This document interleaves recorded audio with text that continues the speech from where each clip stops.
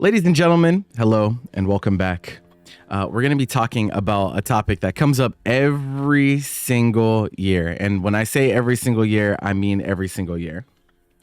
And so to start things off, we have patient zero. Someone every year, and usually the bad part about this, right, is that the person that makes this tweet every year is usually like some type of notable person within the community of whatever game they happen to be a part of. This time it's Tony. In the past, I've seen things from Shadow 20Z and this and that. It's some prominent player that makes a tweet that inevitably caused this spiraling discourse about the topic of today, which is the price of EVO in particular. Not even talking about like other majors and this and that. We can have those conversations, but it always comes up with EVO. And there's a few reasons that it always comes up with EVO. And so we're going to talk about them. Now, before I jump in, I want to preface this with, just so all of you that may be watching have all the information, right? I am someone that is hired by EVO. I've been hired by EVO staff for the past 4 years. This will be my 4th year, EVO 2025. And despite that fact, right, the things that I'm going to be telling you are going to be completely unbiased, right? However, I will be adding context that the average person will not have about event organization, because there's a lot of people that don't understand how things on the back end work. And so I will try to keep those two things from getting crossed, but I just want people to have as much information as possible, because I think that's important. And I think a lot of the discourse that happens because people just simply don't have all of the information. Okay, so patient zero. Tony makes a tweet, EVO Las Vegas Reg 285 lol. Now, I already have a roast. I already have a point of contention here whenever we decide to make tweets like this, right? You are a pro/prominent Tekken content creator, right? You know when EVO's happening. You can just reg ahead of time. you can pay early bird prices instead. Like you know where EVO is every year. They tell us far ahead of time, which is good. And you know that you're going to have to pay for EVO. Like you know that. If you're up in the air about whether you can go or not go, that's like a completely different thing. But in my eyes, like especially if you're a sponsored player, I know he's a free agent right now, but if you're a sponsored player and you know that like you're competing, especially for a living, like you should know ahead of time that like you have to go to this pretty sizable large event that happens every year. It's not like it's a toss up of whether EVO happens or not, right? So that's like my first issue. Second, all tweets like this do is like act as inflammatory. This to me is just engagement bait, right? The way that I view tweets like this is that they're completely engagement bait, because like in regging, right, like in doing so and taking this screenshot, like we're gonna see him at EVO. Like you're gonna go. It's not like you're like, this is too expensive, I'm not gonna go. You're still going. Like you're still going. So you're not making a statement. You're not offering any type of like actual talking points. You're just really just trying to enrage people. And the strategy is like kind of weird to me, because like, do you plan on like making people so mad that they like somehow pressure them into charging less? Do you believe that the charging more is like just kind of arbitrary and out of pocket? I don't really understand what the end game is for this, but yeah, there's like a few things to talk about. So like the 3-day badge, right, regular registration is $200. EVO's a con, right? EVO is now a con. It's not just like a tournament like it used to be. It used to be just a tournament, and that tournament was pretty shitty, all things considered. There wasn't much to do outside of EVO, outside of just like playing in the tournament, right? Unless you like were someone that just enjoyed Vegas, like going to shows or like gambling or whatnot. And so that difference is apparent. There's a lot more things to do at EVO nowadays than there used to be. And on top of that, we're not going to act like people didn't have discourse about previous EVOs as well, even before Sony and Chipotle and whatnot became a part of it, right? Like you guys remember the infamous $8 water conversation about people having to pay super crazy amounts to get a water bottle at a tournament in Vegas, right? That has been going on even since even before like Sony got involved and whatnot, right? And so with that, there's a few different important things to note when we're talking about like what goes into why this event in particular is very expensive, right? So First of all, some of the things that you've chosen on here are optional, right? Now, no one likes hearing that. No one likes hearing that. And as a competitor, you might feel like your Tekken reg is necessary. So I'll even give you that. But you're paying a $30 extra for Sunday entry, right? That's not something that you have to do. That's optional for every person. Is it nice to go to the arena and see the finals there? Yes. But if you're complaining about like price, you have ways to mitigate said price, right? You don't have to be there on Sunday. In fact, if you qualify for top 8, then you get in for free. So I don't really like that point, right? If you're really hurting about the price tag, you should be looking for ways to mitigate that. Or we could talk about the fact that EVO is a luxury event. Like, nobody has to go to EVO. Like, you can just not go, right? And again, nobody likes hearing that. Like, nobody likes hearing like you don't have to go to like the biggest event that we have to offer.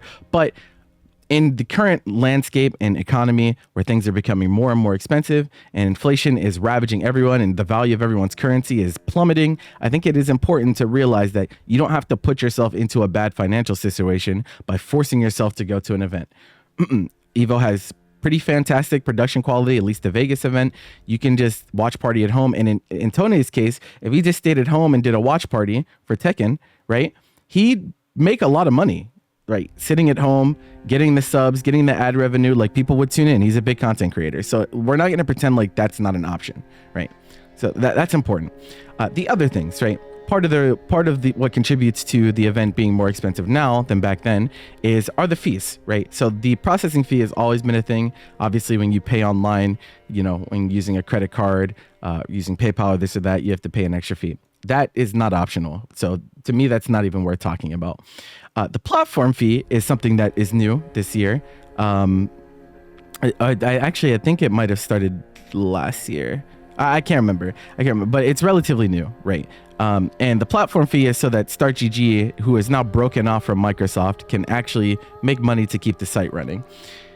Without StartGG, these events are extremely difficult to run. Like, I'm not going to say that they're impossible to run without StartGG, but StartGG being, registration and bracket and seating and all that all in one is like very, very big boon to tournament organizers. And tournaments would be a lot more difficult to run if this platform was not as convenient as it is, especially now in current day. So while $14 might seem frivolous to a lot of people registering, like, why am I paying this $14 fee? It is very, very important to how smooth the tournament runs, which the tournaments nowadays for EVO, the past like 3 years from EVO 2022 onward, have been much smoother bracket running experiences than ever before. Under Wizard, they were very bad. Like, they weren't run well. Now I can confidently say that EVO is a well-run tournament, at least on the tournament itself end. Couldn't say that before, and that's important. And then the Vegas live entertainment tax, which again is not negotiable. It's a 9%. I think it's 9% tax on any live event that happens in Vegas that is like $200 or more, or 200 attendees or more, right? And so like, yeah, it's like these things can't go away, right? There's like really nothing we can do about fees. The fees hurt, yes, but if you want to go to the event, you just have to deal with it. You could save $30 plus tax. You could save $30 plus a small percentage of that on top, because of the fees would also be less if you did this by not purchasing a Sunday ticket if you wanted to. Will he do that? Absolutely not. But why is it $200 to begin with? Why does a 3-day badge at EVO cost so much? Well, there's a lot of things that go into event organization. So I'm going to pull up some tweets from, this is not EVO, this is Jabali talking about how expensive it is to run CEO. So this was back whenever it was in Daytona. And, you know, while the event was in Daytona, which, by the way, they moved to Daytona because of costs, right? Because of how absurdly expensive venues are nowadays, especially post-pandemic. He, you know, got a lot of tweets. People were saying like, why don't you go back to Orlando? Why don't you go back to Orlando? Why don't you go back to Orlando? And so he priced out how much that would like feasibly cost, right, to go to the Orlando Convention Center. And so he says, you know, people have been talking about it like it's easy. And then he says, internet alone Internet alone would cost upwards of $300,000, and I'm not about to charge $500 venue. One day CEO will be back and I'll make it work. So $300,000. Now keep in mind, this is CEO. This is not EVO, right? This is not EVO. CEO is between a 3,000 to 4,000 person event, I think, on average. This is massive. This is $300,000 for internet alone. We're not talking about venue costs. We're not talking about union. We're not talking about electricity, maintenance. We're not talking about any of that, right? Just internet alone, $300,000. Now, if that costs that much for CEO, how much do you think it costs for EVO, right? Like, really just think about that in your mind. It is an absurd amount of money. The venue alone at EVO is millions. Like, that's just how it is. It's not a cheap venue in the slightest. And when we talk about internet, right, especially to internet costs, he did a breakdown of why it's so expensive, because you got to keep in mind your broadcast is very important to even like running the event or even trying to recoup some of that cost. You need all these internet lines, and the venue charges you a shit ton for internet lines. Like adding an extra internet line is a lot of money, Like I'm talking tens of thousands of dollars, right? And so we lead to these situations where, you know, the TOs are kind of making those judgments on whether this is feasible, whether this is not feasible. And, you know, that is kind of their job, right? Their job is to make those assessments and, you know, find out what is both best for them and the attendees, right? Finding the middle ground between how much the venue costs, how much, you know, is pushed to attendees, how much they're coming out of pocket, because there is risk, right? There is risk with running events, right? There are people that have lost their homes, they've lost their livelihoods trying to run events and not being able to break even and whatnot. That has happened quite a lot. And I think people forget that, right? I think they forget that in current day, and that's important. There's another thing he said, there's an idea of what an average internet quote would look like at a major hotel in Orlando. Can we bring back local and like, so this is at the hotel, right? This is at the hotel in Orlando. I believe because he was talking about this in September, this was talking about like CEO Taku and whatnot. And like, this is their custom network. This is a discount, $65K. And that, I'm pretty sure that's only one line, right? That's one main line of internet. That doesn't even count like the other ones that we're talking about. So yes, it's expensive. Like, and in no way am I trying to say that, hey, this is not expensive. It is, but I think everything is expensive nowadays. And especially when we talk about event organization, it is just very, very hard to run events in current day. And that's why you guys see so many instances of events not happening, right? CEO Taku is not happening this year. The Big House is not happening, right? Like there's so many reasons that so many tournaments cannot happen, right? In current day, it's just that expensive and there's too much risk involved, right? There's too much risk involved. That being said, it's nice that we do have cornerstone events like CEO, Combo Breaker, EVO that will happen like pretty much no matter what, right? They will make it work regardless. So again, EVO's a luxury. It's not something that everyone can go to. Even whenever it was cheaper, it was something that everyone can't go to, because we want to talk about venue costs. We're not talking about the other stuff. We're not talking about hotel. We're not talking about travel. And those things are expensive like pretty much no matter what, unless you're local, right? And so, yeah, it's not a cheap trip. Even if the venue fee is like in half, it's still an expensive trip for people, right? And I think that will be the case like pretty much no matter what, given location and the fact that the United States is huge. So like even people that are in the United States, still expensive for them to go unless you are close enough to drive for the most part. So yeah, important. And I think that's like, we should be genuine about these things, right? Okay, next thing. We have a tweet from Ovaltine Poppy saying, yes, EVO is expensive. Yes, inflation is hitting everything. Please find your why and what the value is to you. It's been like this for almost 3 years and convention centers are not cheap. I hope you'll be able to maximize your time and fun. This is really important because I think that people have gotten into their heads that, you know, EVO is something that everyone will automatically like, you know, they'll always want to go to it and this and that. There have been people in the past that have made the decision to not go to events because of costs. This has always happened. Nothing has changed on that end, right? Every individual person has to make the assessment of whether this is worth it to them or whether it's not to them, right? And that will change from person to person. And I think the public perception does get skewed because I do think EVO as an event has improved as an event year after year, right? I do think there is more now There's more in current day EVO than there ever has been before, especially like outside of just tournament related stuff. And so like with that, sometimes comes rising costs, even outside of the normal like inflation stuff. But every individual person, right, has to make that judgment. Like, is this worth it to me? Is it not worth it to me? Right. You can still be a part of the experience, even if you don't go. Right. Even though it would be nice for everyone to be able to go. I would love for everyone to be able to go to EVO, but will that ever happen? No, of course not. That's just the case for every event. I would love to see everyone at every event. It's not feasible, right? People have lives, they have different situations and this and that. And so I just don't think that that's like realistic to think that way. Okay. So next thing, right? Going back to why is it so expensive? So some people will forget that EVO was not always a 3-day event. And what did I mean by that? I meant that when EVO was in Mandalay, what happened is that the tournament, all of the tournament would actually take place Friday, Saturday, and then Sunday would be finals only, right? In the arena, right?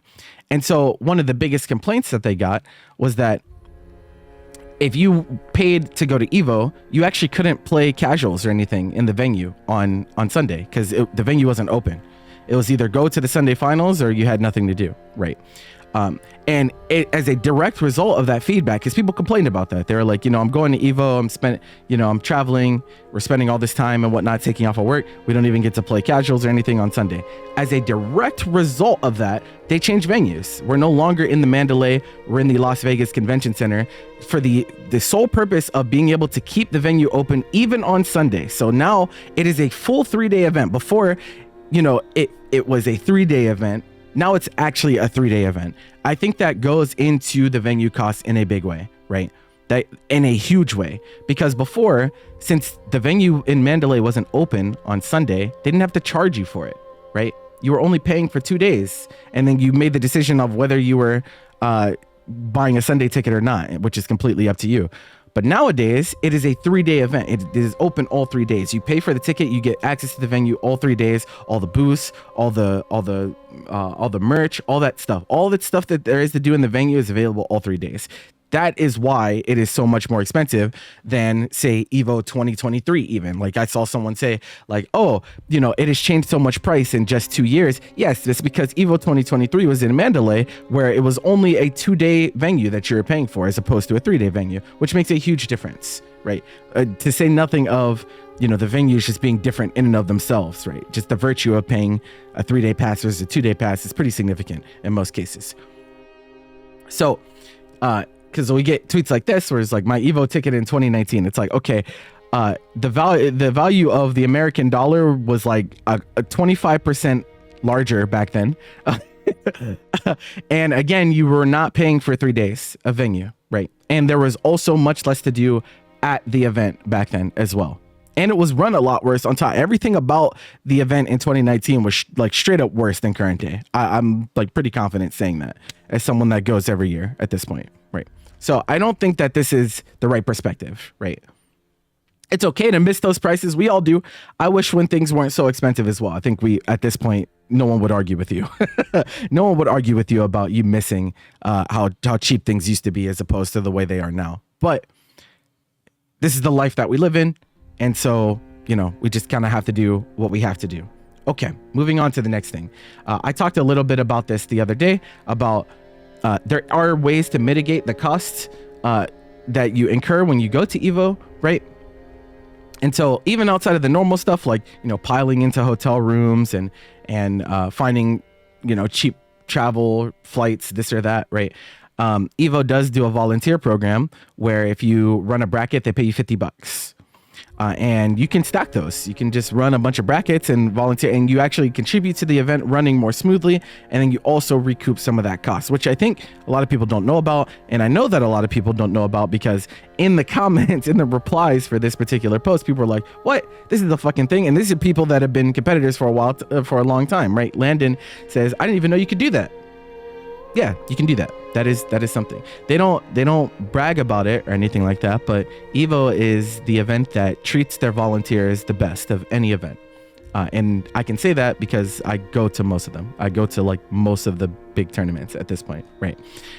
They not only pay you, they also will give you a free Sunday ticket if you do enough. And like $50 per bracket is a lot, bro. Like, that's a lot. Right? That's like significantly more than minimum wage that you're getting paid per hour, right? To run a bracket. And running a bracket is not that difficult if you like have any type of know-how, right? So I think that's important, right? I'm just trying to put the information out there so that people understand, right? On top of that, right? So one of the biggest points of contention for people is, EVO is this big event. It's Sony's involved, Chipotle's involved. Why is it so expensive? Because they have big sponsors. Well, sponsors don't necessarily mean that like they just give you infinite money and say fuck off, right? In fact, a lot of the time it's quite the opposite. Like, yes, they will give you money and resources, but you have to do certain things or adhere to certain guidelines, right? And these sponsors have budgets, just like anything else. Just like the event itself has a budget, the sponsors have a budget for how much they want to pay for how much they're getting in return. They're not just Sony's not throwing us $1 billion and saying, do whatever you want, and then they decide to charge you $200 for a ticket. Of course not. And I think people that are even insinuating that that's the case, like, have severely missed the idea of like how events and business works on an event level, right? Which is like, it's normal that people do not know, because a lot of people don't do their research, and a lot of the people that even talk about these topics in the first place are kind of suckered into it by social media, right? They get suckered in by tweets like Tone's, right? And they're like, you know what? Yeah, actually, that doesn't sound right. Why is it like that? And they make these statements without actually understanding what is behind it, right? And that's like kind of what I'm trying to dispel. Now, why is this important? Why, Khalil? Why is it so important that we have these conversations? Well, I do think that there are some very negative things can happen if the general masses are both uninformed about how these things work, but are left to believe that there is like some type of like foul play going on. So I talked about this a little bit yesterday on stream, right? Going to an event, no matter what size, it really just comes down to trust, right? Do you trust the people that are running the event? Right. And as time goes on, right, trust becomes more and more important, right? Especially as the fighting game community evolves and more entities from outside try to cash in, and they try to be a part of our spaces. Relying on the people that have been here for a long time and have been proven to do a good job and proven that they give a shit, like believing in those people means a lot. I truly believe that. The fighting game community is founded on trust and trust alone. Without trust, we have nothing, right? And so another thing that has been much more prevalent in current day is the amount of grifters and amount of bad actors that are in the community that are looking for situations like this as an opportunity. They're looking for these types of opportunities to push a narrative or pit our community members against each other, right? And so what do I mean by that? So that post that I talked to you guys about them paying $50 per bracket, right? The volunteer thing, which a lot of you probably, if you didn't know before, you're probably like, wow, that's actually kind of a lot of money to be paid for running a bracket, right? It's a very good thing that they offered to do that, because at the end of the day, it's called a volunteer, right? Like if it was for free, there's a lot of people that would do it for free, but even still, they say, hey, we'll pay you on top of that. So on that same very post, and forgive me if I get a little, if the anger in my voice comes out during this section, because this really does make me upset. On that same post, where we're talking about paying $50 per bracket on this post, we get this comment from this guy is a proven grifter. This is why I have him blocked on Twitter. I ran into this guy a few times, and he has proven time and time again that he has no idea how the fighting game community works, and he is just trying to weaponize people's rage and weaponize people's vitriol and people's misunderstanding to build a bigger platform for himself, right? This is why I don't like this person. And his point is actually really stupid here. So his point is, for Call of Duty, a team pass that covers 4 players and a coach are only around $350, and it's usually equivalent prize pools are larger. And people wonder why I continue preaching how the FGC is cooked and players will continue to suffer. Well, there's a multitude of things that are wrong with this statement. First of all, Call of Duty is not fighting games. Right. It's just not. I don't know why everyone thinks that fighting games and their community infrastructure will just be able to fall in line with that of League of Legends and CSGO and Call of Duty. These games are not our games, right? They're team games. They usually have much more, they have much more publisher backing, much more developer support. There's like so many reasons that you can't just take the formula of a big game like this and apply it to fighting games, right? The main thing, right, is that if you just go and you Google, right, like we will Google this live, right? He's talking about Call of Duty challengers is what he's talking about, right? Let's see. Who is Call of Duty challengers run by? I'm sorry, my camera's in the way, right? Call of Duty challengers run by Activision. I feel like this one Google, this 5 seconds that I took to Google this should really illustrate why this statement is very, very silly. This is not, you are comparing a Activision run event, Activision, like think about how much money and resources Activision has, to EVO. EVO is not the same thing. EVO is a grassroots tournament at the end of the day. It might not seem like that to people because of how many things are involved with it nowadays, but they're still run by just community members, right? This is not a publisher-backed circuit that has like millions upon billions of dollars of resources. This is not what it is. It's just not. It's just not. And on top of that, Activision has more of a reason to directly be involved with their event on that capacity because they directly benefit from their game being sold and their game being advertised, right? It's not like that for just a third-party tournament. That's what these are at the end of the day, right? They're third-party tournaments. They're run by people, like real people. So I think that's dumb in and of itself. On top of that, like you want to say close to equivalent prize pools, well, it's also split. And also on top of that, EVO does set prize pools, right? They do actually increase the prize pool year after year, and that's a talking point that nobody talks about. In EVO 2022, I believe it was 25K guarantee to each tournament. This last year was 30K per tournament. I have proof of that, right? If you go to Liquipedia, you can see 30K. This is for Guilty Gear Strive. We can click to every single event. So no matter how many entrants your event gets, you get 30K, which is big, by the way. That's crediting, like based on the $10 per person entrant structure, right? You're crediting every event as if they have 3,000 entrants, which is like, there are only a few events in history in fighting games that have broken 3,000 entrants. It's not that many, right? And so this is a very good thing, right? This is a very good thing that they do. And this is progressive, and nobody talks about this. Nobody talks about how they do actually increase the prize pool year after year, and they make it a guarantee. So it doesn't matter how many entrants you get, right? It doesn't matter. The only thing that matters is if you are under 3K or over 3K, right? And like I said, not many events can actually break 3K. It's a very hard number to break, right? Street Fighter is not normal. Street Fighter 6 is not a normal instance, right? We've seen what this what this series has done in the past, right? And that costs money. That costs money to guarantee the prize pools, especially when you consider that the smaller the game is, the more of the difference they have to make up, right? For like the case of King of Fighters, and I'm not trying to use this as like an opportunity to shit on anyone. I hope no one like takes that from this conversation. But they have 375 entrants at EVO. They still get the 30K, right? They would have needed 3,000 to break even. So they have to make up the rest of that, essentially 27K, right?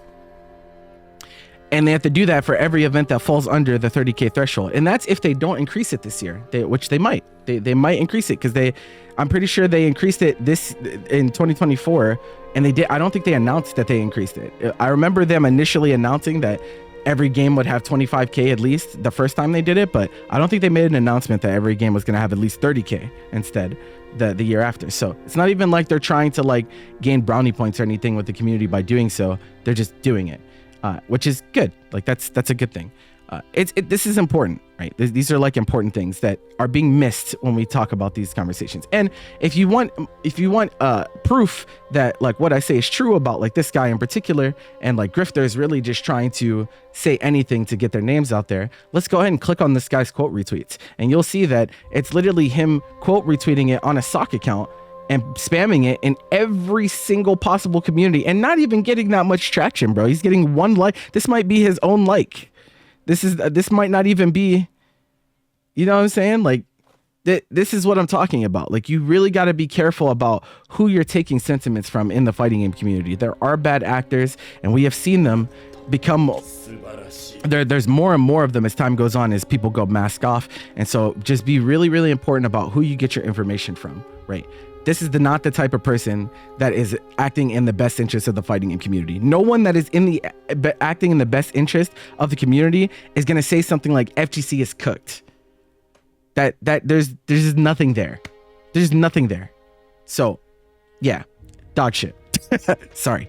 I think I kept that relatively calm, but it really, really makes me upset about things like this. And I think in some ways, right, sentiments like this create people like this and posts like this when they say, you know, this event is expensive. I thought EVO was for the community. I don't think how expensive an event is stops it from being for the community. Like, this is the type of like toxic, harmful sentiment that creeps into the minds of people who aren't as informed, right? They're like, you know what, that doesn't sound right. Maybe they are fucking us over in this or that. And all that does is tear us apart, right?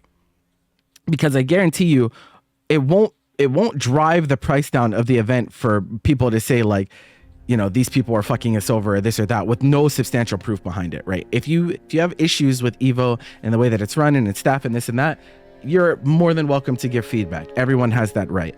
But all of the things that people make claims for have been like pretty much unsubstantiated. Like, why is the price tag mean that it's not for the community? You're in New Zealand. It's going to be expensive for you to go to EVO no matter what, whether it's 2019, whether it's 2025. It's always going to be expensive for you. You're far away, and things are just expensive in current day. I really don't enjoy people saying things like this. It's just not constructive in the slightest. And so the last thing I want to talk about is the conversation I had with Valle yesterday. So Valle was talking about, this is actually a little bit of a separate issue. He's talking about like how, you know, the price of EVO goes up year after year, but the tournament entry fee for the event, which is usually $10 per event, has stayed the same for a long time. Now, like I said, I think this is a completely separate issue, but you know, it's worth talking about. And I've heard people have this conversation about, you know, should we raise the entry fee of tournaments for years now, like years and years and years. Like even whenever I first got into the community, you know, back in Melee, people were talking about, should we raise entry fee to $20 instead of 10? And so like, I think Valle, his heart is in the right place, and he's a trusted guy. Like, I have a lot of respect for Valle. I think he is one of the people that does actually act in the community's best interest, and he believes that, you know, entry fees should be higher, just because of the nature of, you know, it's been the same for however long. However, I will say, I think using the venue fee differences is using it to like kind of push the point. It's kind of not. I feel like this is a little bit disingenuous. I don't think maybe he didn't mean for it to be this way, but like, I think that by making this statement, this implies that the venue fee costs has any type of relation to the entry fee costs, and they are separate, right? They are separate in and of themselves because they go to different places and they accomplish different things. One is for a prize pool, one is for actually paying the venue so that you can actually be in the venue for the weekend. And for that reason, I feel like structuring the conversation in this way can be misconstrued as, you know, they don't want to raise pot price for players, but they want to take all this money from us. Like, I don't think that's constructive, right? However, he did say something down here. If you have a reputable event these days, I'm confident adjusting popular game entry fees to $20 will incentivize players more than keeping it $10 in modern times. So I actually had a conversation with him afterwards because, like I said, I have a lot of respect for him. I'm willing to engage with him in good faith about this issue. And I said, I've seen on this topic brought up a ton during my time. The only issue I have with this is the $20 thing at the biggest events. A lot of people do indeed say, you know, I'm going to the event. What's another $10 to enter X game that I don't really play that much, but like I enjoy playing. I think you would discourage that in a big way by changing entry from $10 to $20, because we're no longer talking about people that are entering one game, right? If everyone was only entering one game, then this would be a valid point, right? And raising it to $20 would be like, it'd be reasonable. But when we're talking about people that enter 3 events, 4 events, 5 events, right? That hurts them a lot more. And I do think that like casuals, especially people that are not hardcore fighting game fans, that just enter tournaments just because, you know, they want to feel like they're a part of the event and just enjoy themselves. I do think that is much more backbreaking for them because it is twice as expensive, right?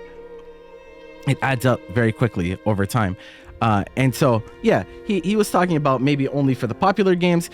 We talked about it further and further, and we ended up coming to the conclusion that he believes that at EVO in particular, they could charge $20 for every game.